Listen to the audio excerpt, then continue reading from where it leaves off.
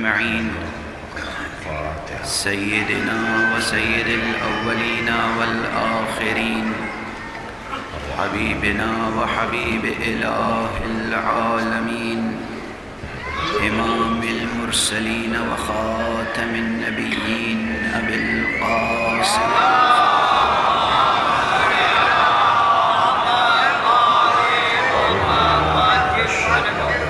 وعلى أهل بيته الطيبين الطاهرين الهداة المهديين المعصومين المظلومين واللعنة الدائمة على أعداء الدين أجمعين. أما بعد فقد قال الله تعالى عز اسمه في محكم كتابه ومتقن خطابه بسم الله الرحمن الرحيم الله لا إله إلا هو الحي القيوم لا تأخذه سنة ولا نوم صلوات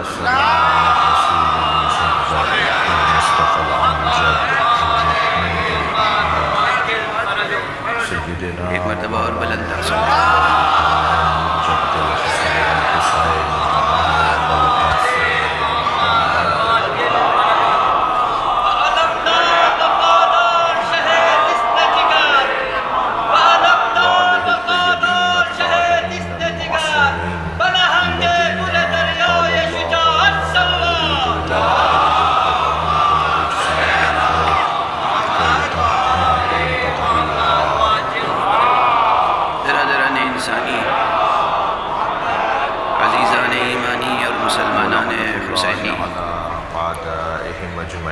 قرآن کریم کی آیت الکرسی کے ضمن میں قیومیت حق یا نظام حق اور قیام حسین اس عنوان سے گفتگو کا سلسلہ جاری ہے اور آج اس عزا خانے کی آخری مجلس ہے.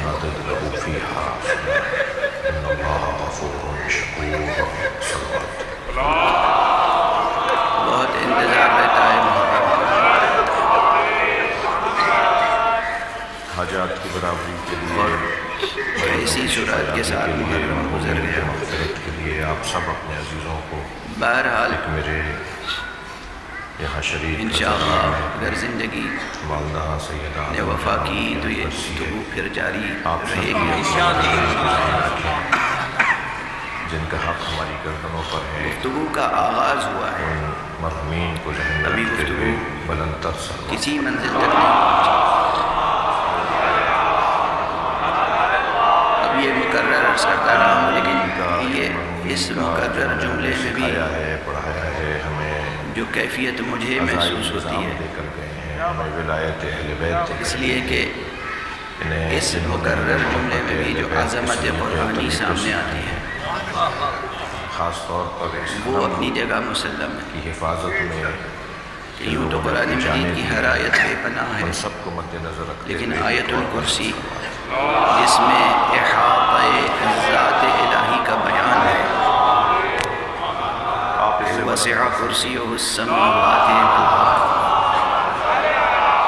حق سبحانہ و تعالیٰ کے اقتدار نے، اس کی سلطنت نے، اس کے علم نے، اس کی قدرت نے تمام آسمانوں اور زمین کا احاطہ کیا. میں نے اسے ایک مرتبہ پھر آپ کے سامنے جہاں اس احاطے کا بیان اس ہو آیت کی تلاوت کی تھی مگر اس آیت اس بیان کا احاطہ بھی ہم جیسے ناقص کیسے کر سکتے ہیں.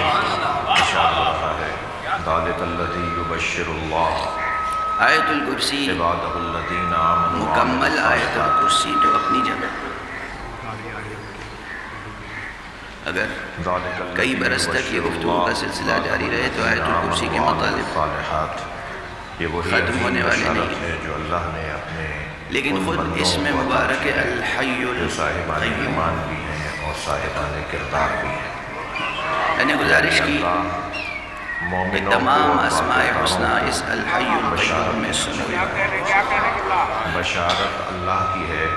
کل تک گفتگو جس منزل تک پہنچ گئی وہ رزق اللہ کا یقیناً ہے، ملتا علی طالب علموں کے لیے تو بہت فکر اللہ انگیز کا ہے۔ ہے، ملتا ان کے ذریعے۔ ذات حق جی لامتناہی ہے، قدرت اللہ کی ہے، اس کا ظاہر ان کے فیض ذریعے۔ بھی غیر منقطع ہے ما خلاۃ باب اور خیبر اس کا فیضان بھی لامتناہی میں ہے۔ نے باب خیبر کو اور قوت چونکہ یہ جسمانیہ عالم سے نہیں ہستی و پڑھا، عالم خلقت بلکہ میں نے مولا علی فرما رہے ہیں، فیض میں نے حق باب ہے، خیبر کو اس لیے قوت یہ عالم رحمانیہ خلقت سے بھی پڑھا۔ لامتناہی ہے۔ قوت قدرت اللہ کی ہے، اس مگر اعتبار جس سے سے ظاہر ہوتی ہے اسے حیدر ہے۔ جو ہمارے صلوات سائنسداں حضرات کبھی کبھی کہتے ہیں کہ ہم نے ٹیلیسکوپ کے ذریعے سے کائنات کے کناروں تک نظر ڈالی، علم اللہ کا ہے، ظاہر ان سے کائنات کے کنارے ہی نہیں ہیں تو آپ کی نظر کیسے ہوگی؟ المتجلی لخلقہ بخلقہ، یہ وہ ہستیاں ہیں کہ جن کے لیے جتنی یہ دور بھی جملہ نظر آیا ہے، پہنچ یہ جائے فقرہ سمجھیے معصوم بس کی اپنے زبان ارد میں گرد ہے کہ دیکھ لیا۔ اللہ مخلوق اور مخلوق کے ذریعے تجلی کرتا ہے۔ اللہ اپنا جلوہ آپ کو دکھاتا اندازہ ہے نہیں کائنات کتنی مخلوق کے وسیع اوپر۔ ہے، وہ کون سی مخلوق ہے جس پہ جلوہ دکھاتا ہے؟ وہ جتنی ہمیں۔ قوی وہ ٹیلیسکوپ کس بھی ہو مخلوق کے ذریعے سے جلوہ دکھاتا ہے؟ وہ مولا علی ہے۔ اور وہ جہاں جناب تک بھی زہرا، نظر پہنچے، وہ نبی مکرم جہاں سب سے پہلے تک اور آپ پھر کی نظر تمام پہنچ ائمہ جائے، بیٹھے ہیں۔ تو سمجھیے کہ وہ آپ کے اللہ کی ارد چیزیں ہیں جو ان کے ذریعے سے ظاہر ہوتی ہیں۔ گردش کر یہ رہی ہے واسطہ نظر، فیض ہے، یعنی ورنہ رحمت اللہ وسعت کی ہے کائنات، عطیت کے ذریعے سے۔ عرصہ جی علم وجود اللہ کی کا ہے پہنائی، عطیت کے ذریعے سے۔ اس آیہ کریمہ عالم میں ہستی بشارت کی اللہ وسعت کی ہے، اور بلندی اور مگر اللہ گہرائی کہہ رہا ہے قل اے میرے نبی لامتناہی آپ کہتی ہے۔ کیوں لامتناہی اللہ خود ہے؟ نہیں کہہ رہا، اس لیے کہ بشارت خالق اللہ کی ہے، لامتناہی ہے، توجہ ہے۔ یہ جو عقل میں میرے دوست ہیں، یہ جس کے بیٹھ جائے پاس تو میں جو کیونکہ ہوتا ہے سب وہ آپ کو وہی دیتا ہے، یہ یاد ہوگا نا۔ جی میری مدد کریں ذرا، جو جیسا مجلس ہوتا ہے کریں۔ وہ ویسا ہی خلق کرتا ہے، یہ بھی یاد ہوگا۔ وہ خیر محض ہے، اس نے جو کچھ خلق کیا خیر، ایک اور بلند صلوات۔ وہ حق ہے، اس نے جو کچھ خلق فرمایا حق،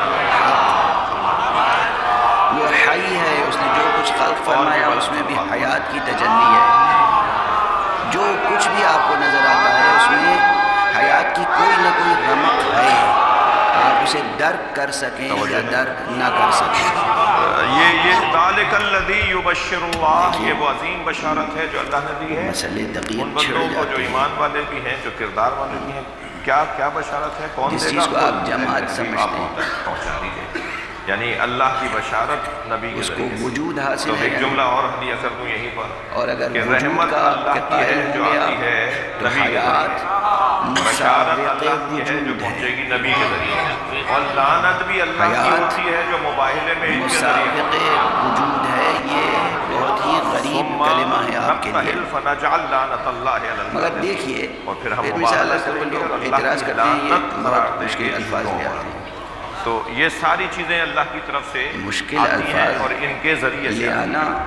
تو ہم اگر کوئی علمی اللہ جرم ساری ہے؟ چیزیں ان کے ذریعے سے بھیجتا ہو تو یہ تو امت ماننے کو تیار ہے، یعنی مشکل وہاں سے یہاں کا مطالب لے آنا تعلق اور تو مان مشکل لیتے ہیں، مطالب سے مگر شناس جب کرنا یہاں سے کوئی وہاں کا علمی تعلق بنتا ہے تو جرم کہتے ہیں ہے، اللہ کافی ہے۔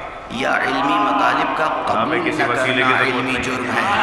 ہمیں کسی اور کی ضرورت نہیں ہے، ہمارے لیے اللہ ہی کافی ہے۔ ہاں اللہ کافی ہے کہ آیت قرآن میں ہے، الیس اللہ بکاف عبدہ، جو آپ اے میرے انگریزی بندے کیا ڈکشنری اللہ پہ تیرے لیے مثال دوں کافی گا نہیں بچوں ہے؟ والی، تو یہ جو کہ اللہ ہر ہی سال کافی ہر ہے سال یہ بہت اچھا جملہ ہے، انگلش صحیح ڈکشنری جملہ کا نیا ہے، ایڈیشن آتا پر ہے، مجا اس جملہ میں ہے، کچھ نئی مگر ڈیفینیشن اس کو بولنے والے کا ہمیں چہرہ دیکھنا ایڈ ہوگا۔ ہوتے ہیں، کچھ پرانے یہ ورڈز بول کون نکال رہا دیا ہے؟ جاتی ہے، یہ اور کس کے بات ہے کہ معیار کا نئے جملہ ورڈز ہے؟ کی یہ کس سطح کے جو لیے ہے جملہ ہے؟